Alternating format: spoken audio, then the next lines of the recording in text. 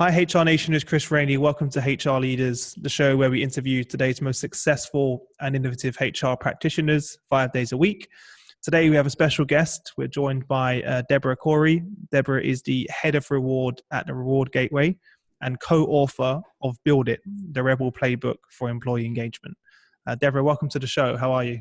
I'm great. Thank you so much for inviting me. Thanks for joining us. Deborah, tell our listeners a little bit about yourself personally and your journey to where we are today. Well, it's interesting because, Chris, you and I were speaking a little bit beforehand, and you said how you fell into HR. I completely fell into HR myself, too.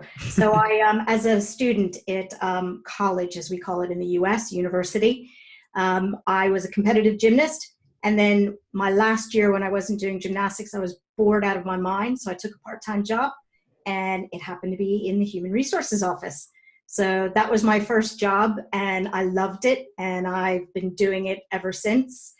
I sort of divide my career, because it's been a very long career. We could be here forever if I explain it all, but I divided it in a couple different pieces. First was a traditional HR person working in the US, worked in a couple different companies and industries. And then my life changed when Gap moved me over to the UK. So they moved me over in a completely different role. No longer was I focusing on the US. I was doing the world of international, which was new to me. And I was also doing a true reward role instead of just comp or just benefits. I was doing rewards. So that really was my second area of my career. And then now I'm in I call it my pay it forward part of my career, which is I'm still a practitioner. I still do rewards for my company and love it.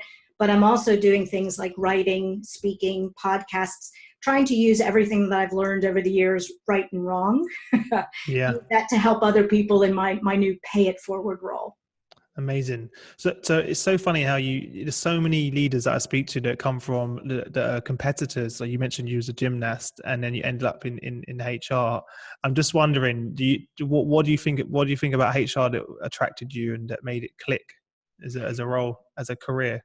Yeah, definitely. I mean, everybody says this. It's the people side, definitely. Being able to not just sit behind a desk, but be out there working with people, helping people, making sure that you know that you're making a difference. And the thing that I've really enjoyed in how HR has evolved is it's more strategic also. Yes. I don't think I would have stayed in it as long as I have if it had remained operational. I really like being able to be a part of the strategic aspect of the business. Mm-hmm. And do you think that that's also led to you talking about your pay it forward? You know, I think that's part of being a HR leader anyway, right? Because you're helping others on their journey to succeed and grow and develop within the business.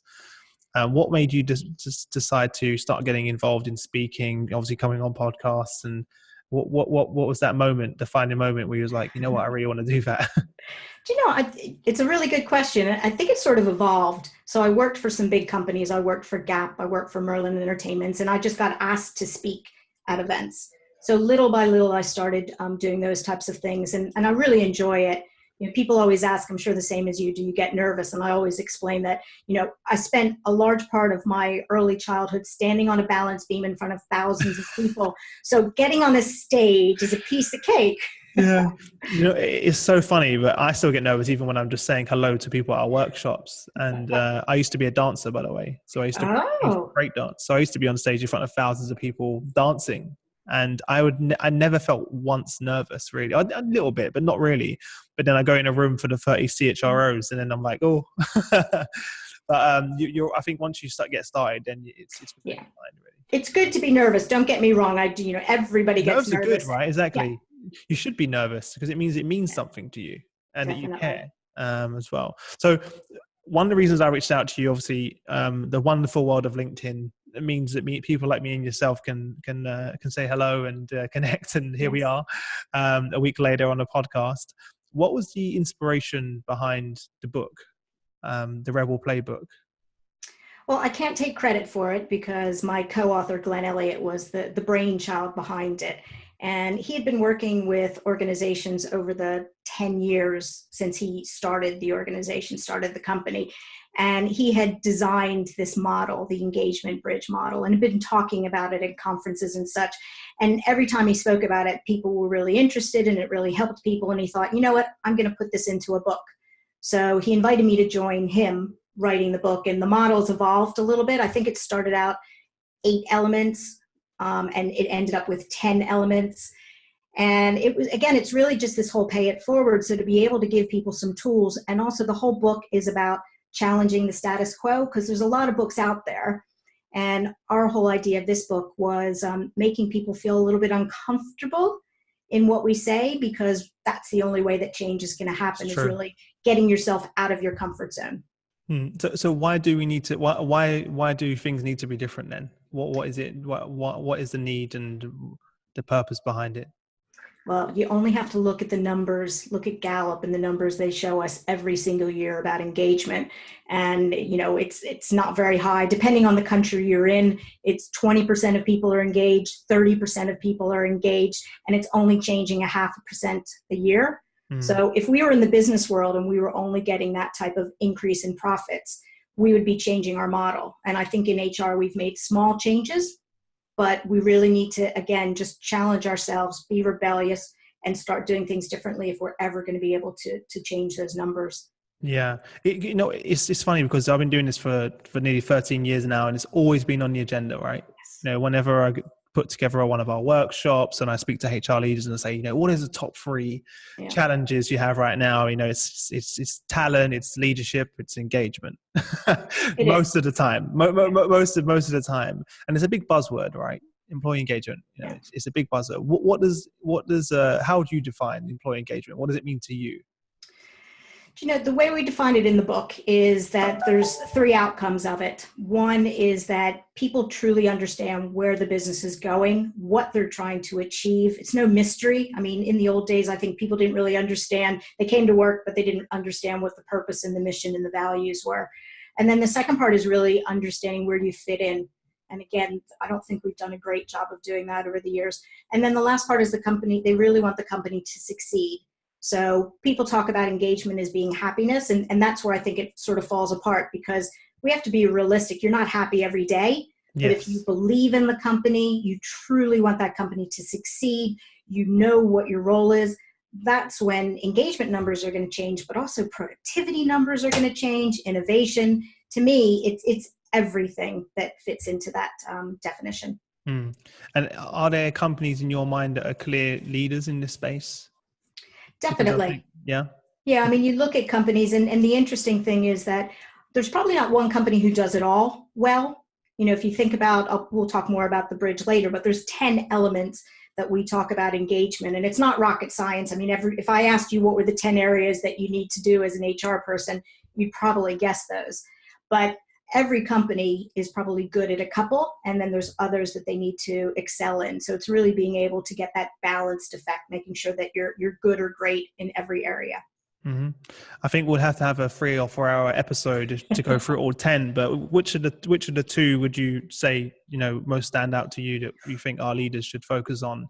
Only two. Okay. Or we can go more than 2. All right. We can go more than 2. I'm just wondering where to start, because 10 is quite a lot. That's fine. I'll start with 2 then. So if I think about the foundation of the bridge, it's open and honest communications. So you can have the best of every other element in the bridge, and if you don't have open and honest communication, it's not going to work. In the book, we say stop telling lies. And a lot of what we do, and you know, I've been in HR for over 20 years, so I've been doing it myself. And we don't necessarily do it intentionally. We think that, you know, we don't want to give our employees too much information. That, you know, we don't want to tell people that a plant is closing because it might be too upsetting. And we really haven't communicated to people in an open, honest, and human way. And that has to change, or there's no trust and there's no relationship and engagement. I think that's and it's something that I've been hearing a lot recently, is that transparency that needs to exist in the organization, because in the past you can maybe get away with that now, but we live in such a connected world that people are going to find out anyway. Yeah. And if they find out and you haven't addressed it head on, even if it's an uncomfortable conversation to had, it needs to be had. It creates 10 times worse reaction from the organizations, because then it's, you know, the doubt that creeps into everyone's mind of why didn't they tell us? And yes. It's a kind of almost like an us and them type scenario that keeps happening.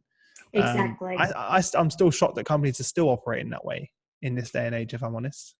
Yeah, and you are right. I mean, technology is pushing us to do it, which I don't think is bad. We should be doing it anyway. I think a lot of companies don't know how to do it. Mm. They're afraid of it, or they don't have the tools to do it. I did a workshop the other day and I said, picture a glass table and picture it as your transparency table and throw everything about your message on that table and then only pull things off if you really have to. And I think it was the other way around in the past. I think that people What should we give away? Exactly. Okay, let's throw a little things on the transparency table and keep everything else in our pockets. And again, a lot of times we didn't do it intentionally. We just didn't realize the importance of it. I think it's human nature as well. People no one likes sharing insecurities. No one likes sharing, everyone wants to share the great stuff and the good stuff. But no one wants to share the things that make them feel uncomfortable. Yes. But those are the most important conversations. They are. And in the book we have, it's called a playbook because we have plays. So we have 60 plays or stories about what companies are doing. And one of my favorites is a company in Australia called GM Holden. And the situation they had is that they were told 4 years before their plant was going to close, that it was going to close. 4 years? 4 years. Wow. Yes. And in most situations, and I've been in this before, again, you don't tell people until maybe the end, or you tell them a little bit in advance before consultation. They told them 4 years in advance. And because they wanted to start from the beginning with an open and honest and transparent approach. And, we could probably talk about that for an hour.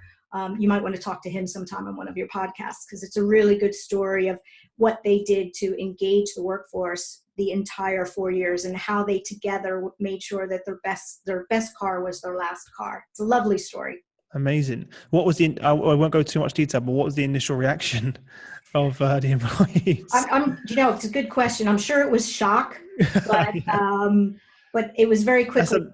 Part of open and honest communication though is being prepared for it, because some people think you just throw it out there and you're honest. But if you are prepared and you've thought through everything, like we went through a big reorg at my company, and the leadership team probably spent 2 weeks developing our communications so that people would feel comfortable with the news. Same thing that, GM Holden would have done. They would have made sure that they've ticked all the boxes so that people don't go from go to anger and they go to acceptance in that whole change curve. Fantastic. And what was the next area you was going to mention? Well, I was only going to mention it because you said leaders. So what do leaders need? So although the bridge is 10 elements, some of the elements we've combined together.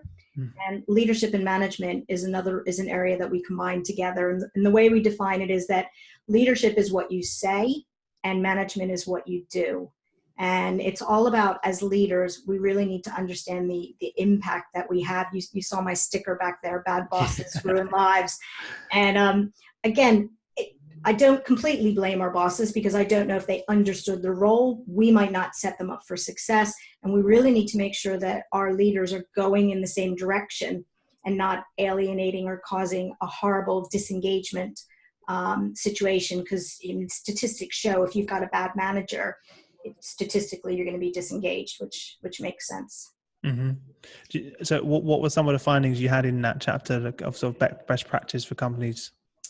Yeah, that one is more about what are the new qualities that we expect of leaders, and more people are talking about it and writing about it, which I love. So it's talking about, in this new world, we need to be human. We need to get out there. Our job is to make our people better. And I think before, as a manager, I remember when I used to write job descriptions, 50% of your job is to do the job, 25% of your job is to be a manager. And I think the numbers have flipped. Yes. Completely. And I think the human is really important. I've got a silly, do you want a silly story?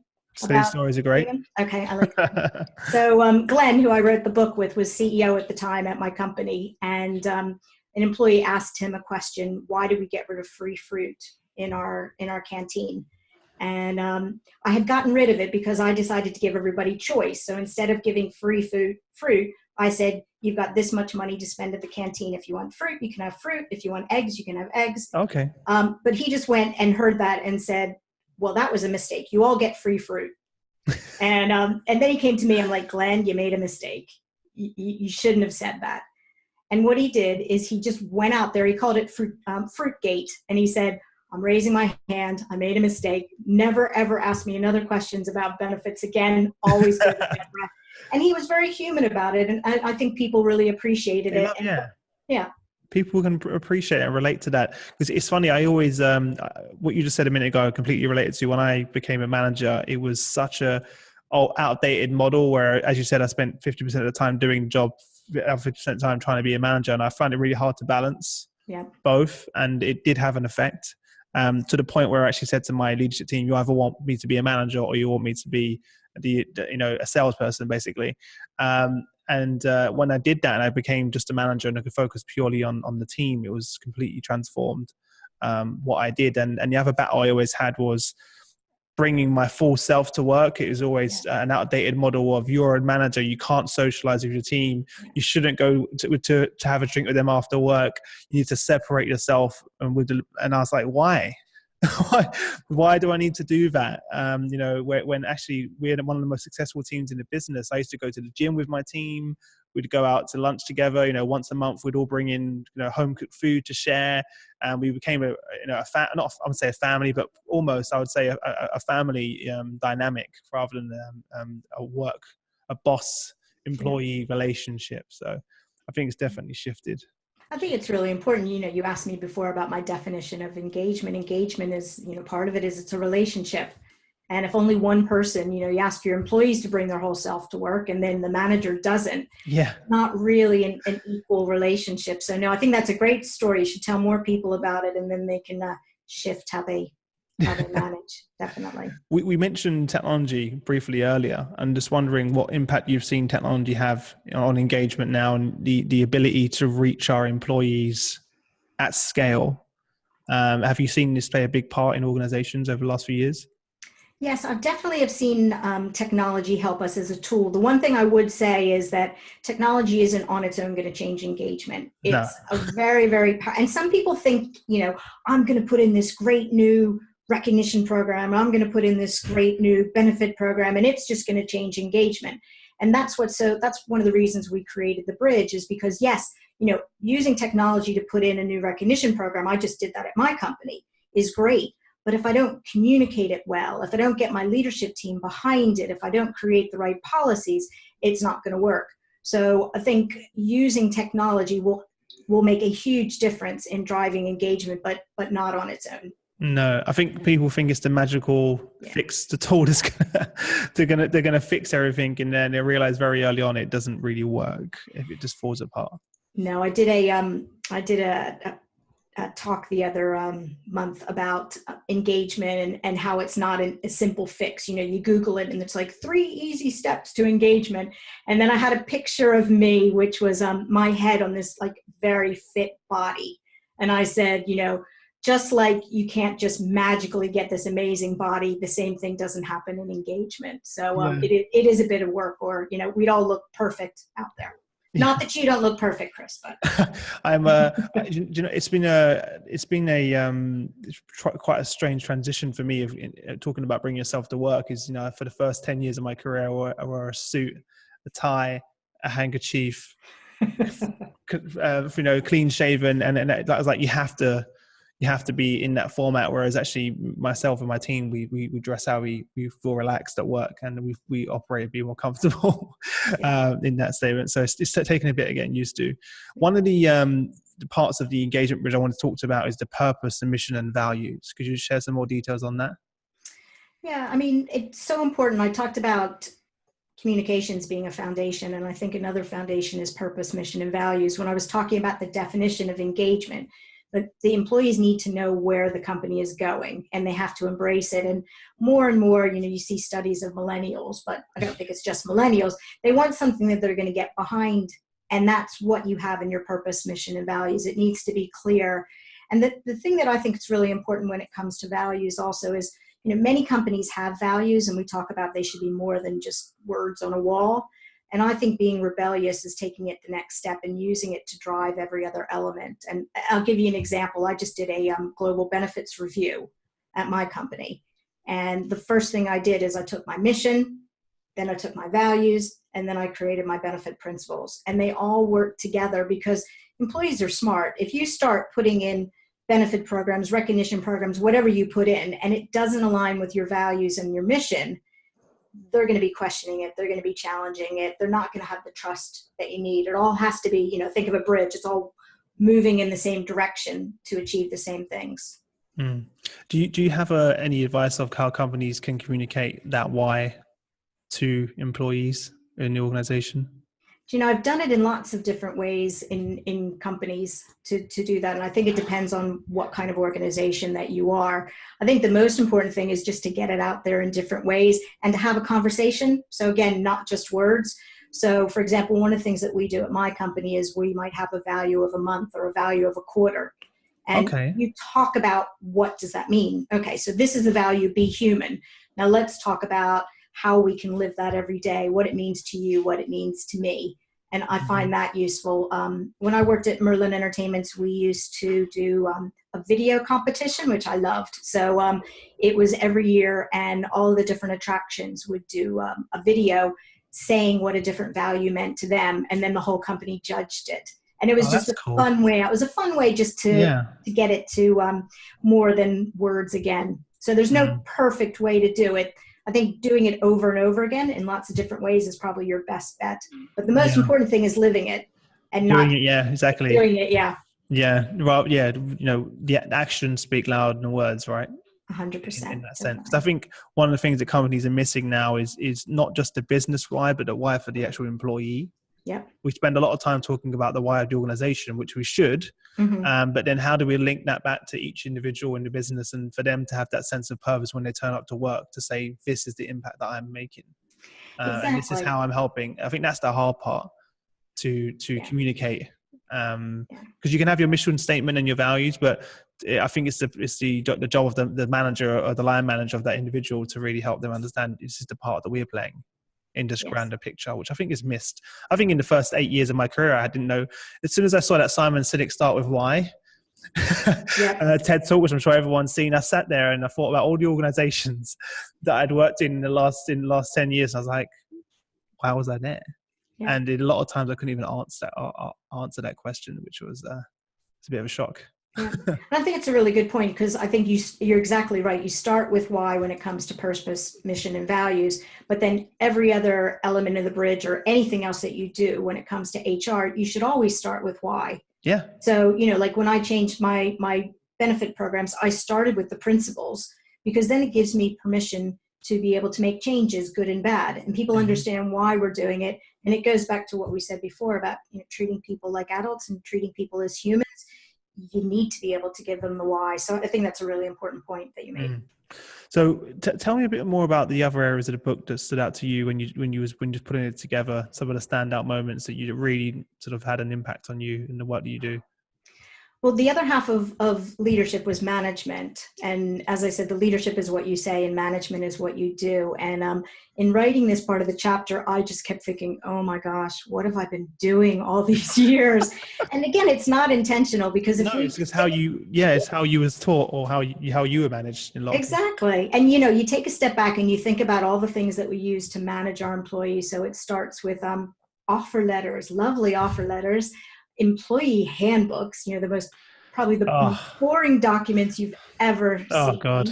I saw someone speak at a conference in Australia, and they're just rolling out new employee handbooks that are based on cartoons. So definitely are going to be in my next book, because I just think that's really interesting. Yeah, why not? Yeah. Make it a bit more interesting. And then just all the policies that we have out there. It just, there's no trust, there's no respect. There's a quote in the book from Patty McCord that says something about our employees wouldn't sue us so much if we didn't piss them off so much. And if I think about all that we do in our policies and practices, and again, I don't think we realize it, but my new starting point after writing this book is now I always think, I can always picture Patty saying that. And I say, am I going to piss someone off, or am I actually going to engage them? And I challenge myself and think about, so why am I putting this in my process? And actually, I was doing my recognition program at my company while I was writing the book, and I changed one of the administrative processes just because I was being challenged. Glenn was challenging me. You're writing a book on being a rebel. Why are you doing that? So, I did that. Have you, what impact have you seen the work you guys have been doing have at organizations? Obviously you work with many great organizations, lead to businesses. What's the feedback been for you? Because obviously it does take being a rebel and, you know, challenging the status quo, you know, there is an element of disruption in that, right? And looking at things differently. What's the impact and feedback that you've had? It's a really good question. We have had such fantastic feedback. I just got 2 Slack messages today from 2 people on our team saying that 2 individual companies had said to them that they're using the bridge as their foundation to develop their HR strategy. And Wow. I get messages like this every day, or I'll get something in LinkedIn from somebody saying, do you know what? I'm starting to think about doing things differently. And that really is the goal. You know, we want as many people to, we call it the revolution. Love it. Love it. That's great. Join the revolution, because, you know, I'm not going to be able to change the world on my own. So the more people who can, you know, as we started talking at the beginning, the more people who can start changing the numbers, the more successful we'll all be together. So that, to me, that's the most exciting thing about the book. Whether people agree with the model, doesn't matter to me. It's just a model. Or even if they agree with the things that we say in the book, we purposely were disruptive. The joke that we had was that if we got to the end of the chapter and myself as a traditional HR person didn't feel a little bit queasy, a little bit sick to my stomach, then we weren't pushing the envelope enough. So some people might not agree with it, but that's fine. I'm okay. So I'm just talking about it. Exactly. And that's, if it's uncomfortable, it doesn't feel nice, then it means it's good. You know, any type of innovation is uncomfortable and it's difficult, and people don't like change. No, maybe I should put a warning on the front of the book. It'd be good. Careful, Don't read this. Yeah. Don't read this unless you're willing to go through this pain. Any meaningful change which happens, it takes time. It takes a lot of sleepless nights in many cases. What advice do you give to people when they're going to start this journey? Where to start? You know, what to expect. I think the first thing is really just to understand what's going to make a difference in your organization. So a lot of times we think that engagement is big, and, you know, there are 10 elements of the bridge, so it might seem a bit scary, but even small changes can make a difference. So, you know, we just spoke about open and honest communication. Go back next time you have to communicate to people and think, am I being open? Am I being honest? You know, go back and think, we talked about purpose, mission, and values. Think about, how am I fully integrating it into my business? So, you know, whatever area of the bridge you want to do something on, don't wait 5 years to do it. Don't wait 2 years. Take a baby step. Doesn't have to be perfect. And one of the things that I tell people about rebellious behaviors is just be brave and remind yourself why we're doing it. Because, you know, being rebellious in being changing things can be hard. You're going to have people who are going to try to question and challenge. But if you always remember why you're doing it, you know, I sometimes wear a cape when I speak. You know, put your cape on and remember why you're doing it, and you're there to help the business and help your employees. Yeah, you need that constant reminder of why you're doing it. So when the times are hard, and they will be, then they will be. Yeah. You have that. I'm assuming a big part of the success of this is obviously engaging the leaders at the top of the business in the first place, right? Like any of these change programs. Would you agree? Exactly. And that's why, you know, the book was written by Glenn and I. So Glenn is an entrepreneur. Glenn was a CEO, a founder of a company. He's writing more from a leader perspective, whereas I'm an HR person and I'm thinking and writing from an HR perspective. So the book is intended, it doesn't matter if you're an HR person, a leader, a manager. I had my neighbor down the street who, you know, works at a tile shop. She read it. So, you know, the more people who are understanding it, the more they're going to be tapping on the shoulders of leaders and saying, you know what, we need to make this change. So when you bring this to organizations and you do your workshops, what does that look like, the format of the delivery, just out of curiosity, in terms of when you're training organizations to use this model and you're putting together your workshops? What does that look like? What we do is we talk through each of the different elements, and we talk through some of the rebel behaviors. So in each chapter, what we tried to do is, you know, have the challenging information, but then take it to the next step and give people some tips. So we talk through each of them and say, these are some of the behaviors. And then we just roll up our sleeves and talk about, okay, let's just be honest within these 4 walls. What are the things that you've done in the past that haven't worked? Mm-hmm. And let's work together to share ideas and come up with some other ways, so that when you leave the workshop, you think, okay, this is the area of the bridge that I'm going to start with. and these are the 3 things that I'm going to do tomorrow, and these are the 3 things that I'm going to do in the next month, and so on and so on. Because again, to me, we really need to be focusing on actions and not talk. Yeah, we could talk about it all day, but unless we do something about it, then how did you come up with the arrangement of the bridge? Because to prioritize, because that must have been very difficult. Because I was looking through, and and obviously you've got recognition at the top there, which makes perfect sense. And I'm just wondering how you guys came up with the model itself in terms of how you arrange. Is that the priorities right there, or is that just the way it came together? Just an interesting question. No, it's actually a really good point. I'm glad you asked that question, because the order of the bridge doesn't matter whatsoever. Okay, that's what I was trying to ask. Not in the nicest way. No, not at all, because and as a matter of fact, I keep saying we should bring Legos to our workshops and let people build their own bridge, because what's important is the relationship. So again, some of the elements of the bridge, like leadership and management, go together. Job design, learning, and recognition go together. And then the 3 on the bottom, the supporting elements, go together. So no order whatsoever. Go out, build it. However, even the size of it doesn't matter at all. They're all equal. You decide what you need to do. The only main difference in the order of it is at the bottom 3. So pay and benefits, well-being, and workspace. Yes, we call them the supporting elements. And the reason is, I mean, on their own, they're not going to create engagement. And I think that's part of the problem of what we've done wrong, thinking that, throwing a lot of money, throwing ping pong tables is going to change it. So that's another conversation. That's another conversation.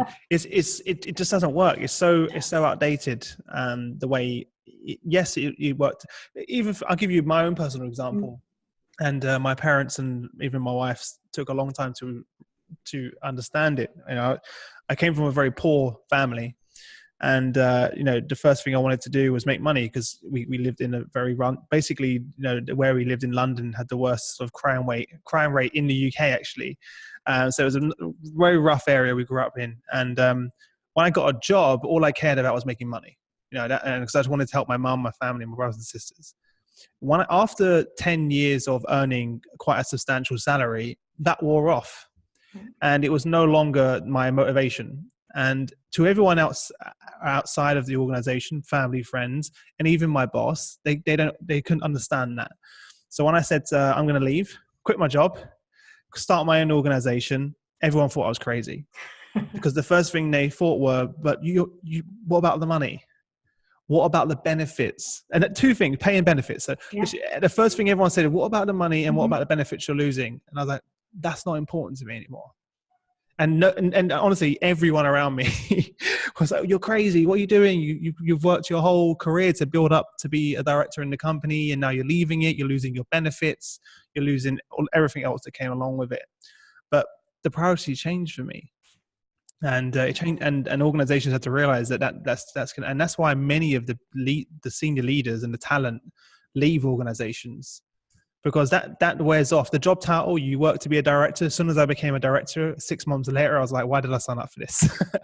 And it's the same when I became a manager as well. So I think that's a very interesting space. But I love the fact that you have it as the 2 pillars on either side, because it's extremely important as well.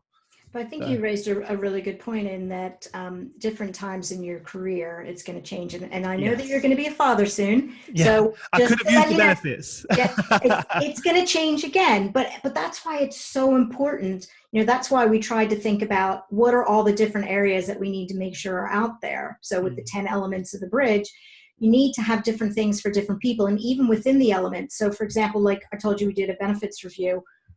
Some of our benefits philosophy is about having balance and choice and flexibility, because we're all going to have different requirements. I've got 2 kids and 2 dogs. I've got school fees. You don't have school fees. I want flexibility to be home with them. We all have different needs. And that's why it's really important to build engagement at your company, but in lots of different ways. Yeah. And that goes back to one of the pillars, which is job design. Because I think that's massively shifted now, right? With the way people are working now. Again, technology has a big reason behind that, because we can actually work anywhere. We're talking right now over Zoom. So it works very well. How have you seen that come into the picture more? Is that do you think that's I think it's something that's just now companies are starting to realize, like, for example, flexible working, I think in a few years' time, it's just going to be common practice. Yeah, and it's interesting because when you asked me before what is my favorite chapter, quite often I say job design. And the reason I say it is that as HR people, a lot of times we haven't really changed how we design jobs. You know, the way we designed jobs 20 years ago is probably the same. Mm-hmm. Some companies are doing a really good job with it. And we've got a couple of examples in the book of what people are doing. But again, I think we need to take a step back and fundamentally change how we design jobs. You know, it's not the same type of world that we were in before. You go in and you don't do a job that's black and white.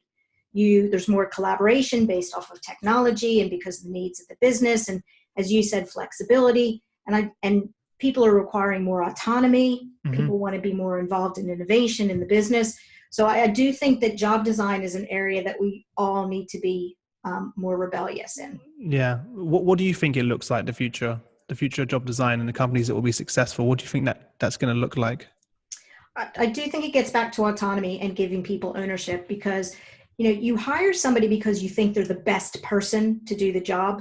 And then what's really sad is that sometimes they walk through the door to start with you and all of a sudden you don't trust them. So you don't give them all the information. You don't give them full responsibility. And I would challenge people to say, if you think they're good enough for the job, then give them a chance to do the job. Give them the autonomy to do the job. Give them the support to do the job. You talked about flexibility. Give them that as well. And I think we need to do that. And we also need to just give people flexibility in the work that they do, having people go in and out and doing different types of work to keep it interesting. Yeah, I completely agree with you. And when you do that, you empower them. They actually work harder. They do. And they're more excited about what they do. They got more energy. That sparks innovation.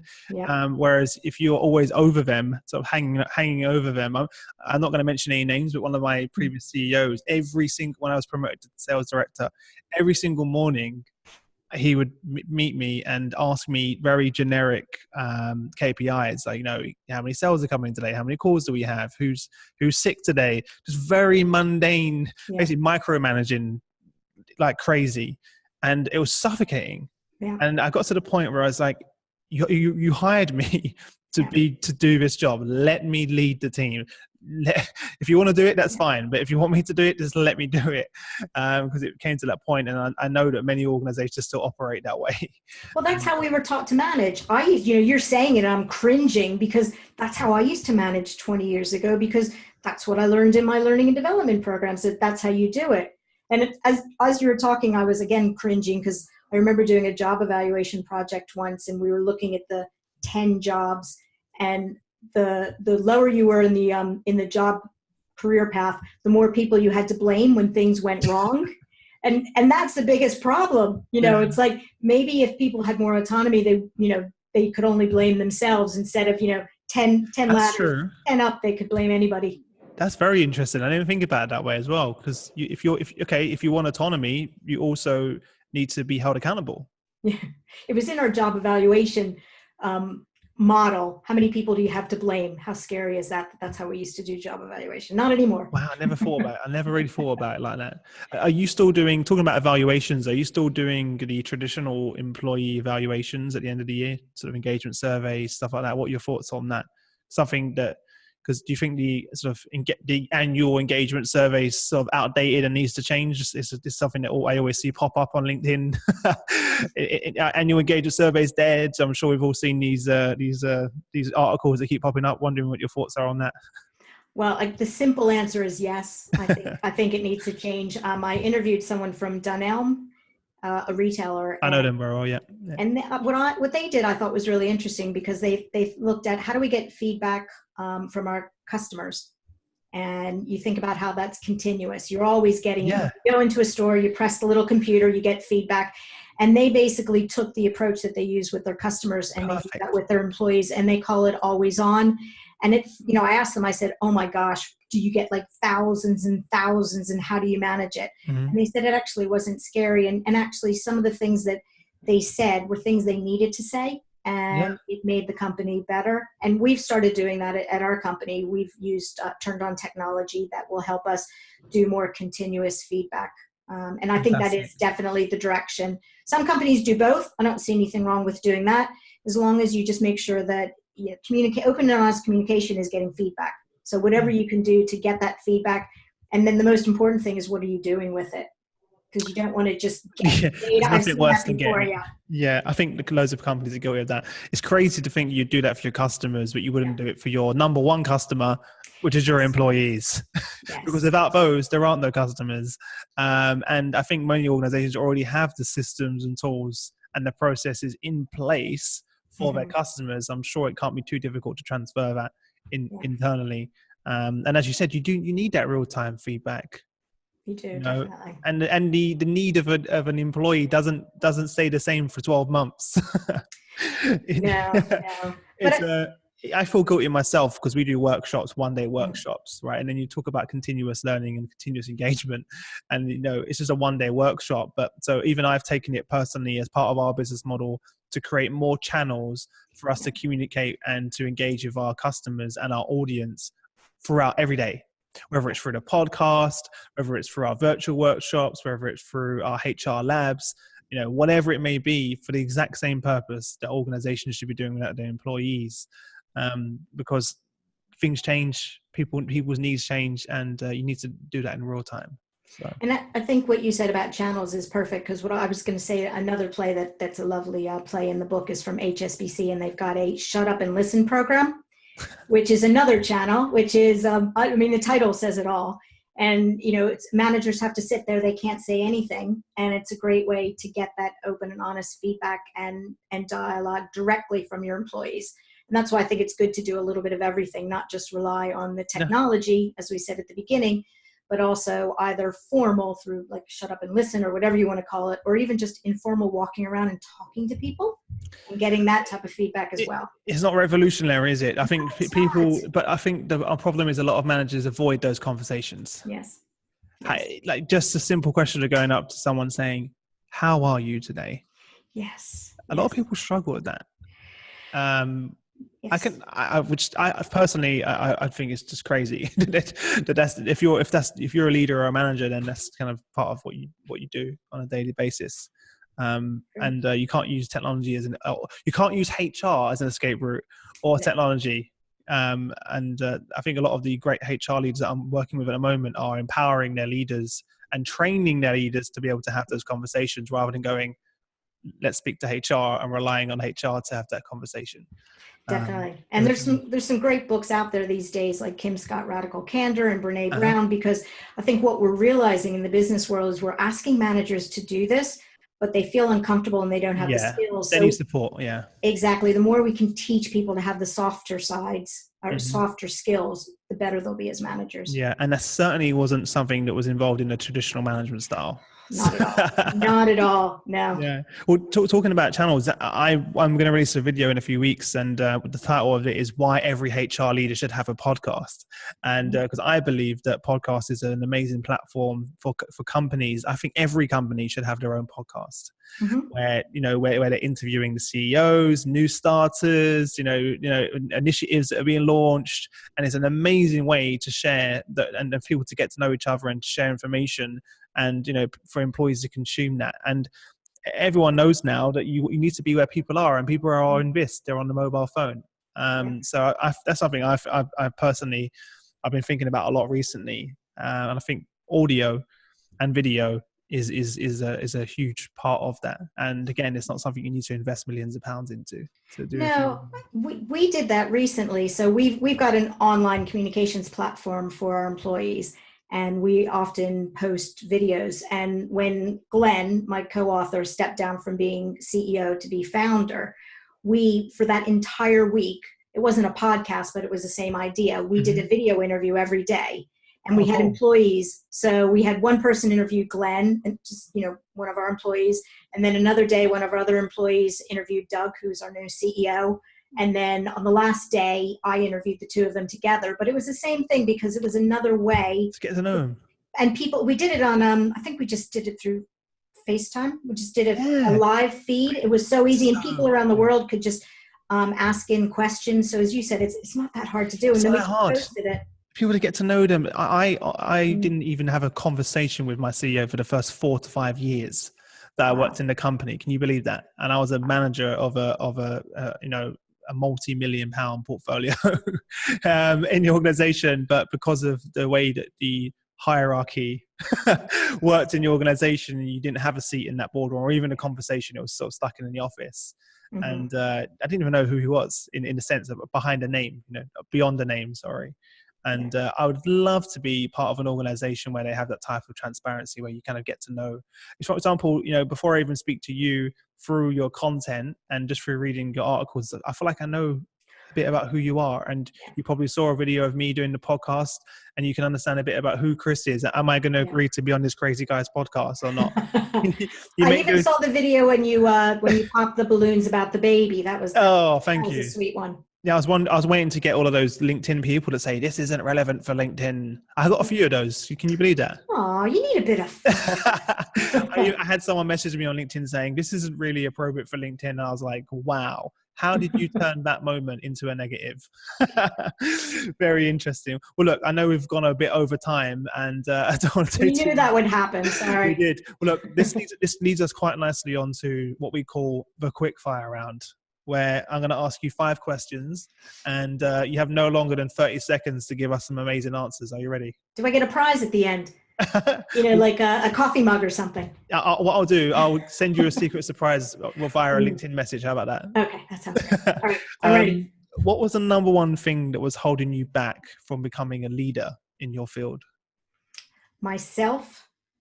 Having the confidence to make that jump into leadership. It's a bit scary at first. So getting that confidence and belief in myself, which is probably a surprise because I'm a confident person.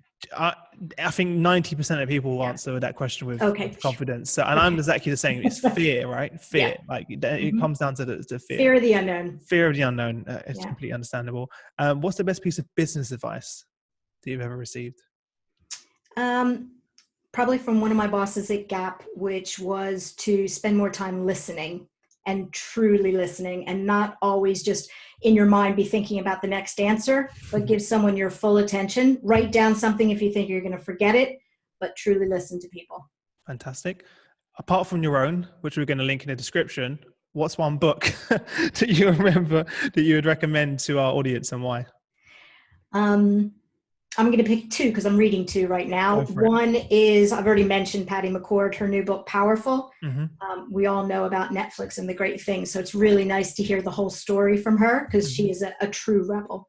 And then the other book is Daniel Pink's When, which is, it's just really fascinating. And I never thought about the things that he was talking about in regards to timing. And you hear it and you think, that's why that didn't work. Oh, so again, for 2 different reasons, I find both of them really, really interesting and helpful in making me better.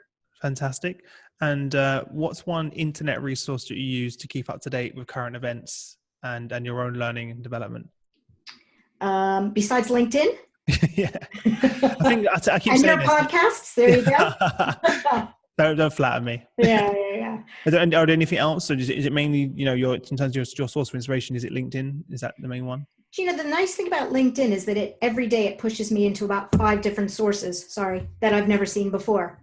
Yeah. So to me, it's my starting point in the morning. And then each day I learn about a new podcast, a new person. I make a great new connection. So it really is my filter to go to other great sources. Fantastic.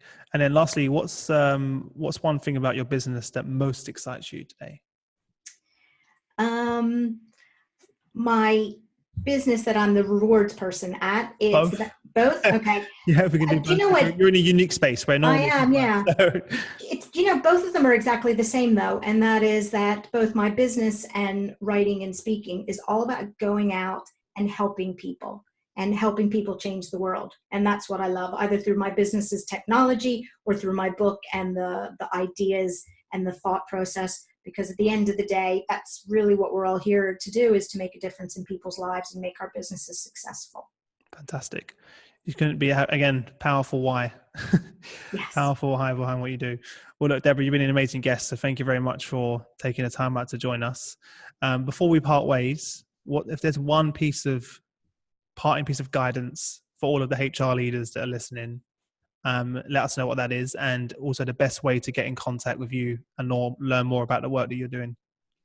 I guess the biggest piece of advice is just to go out and be a rebel. Don't be afraid of it. I talked about the revolution. Join the revolution.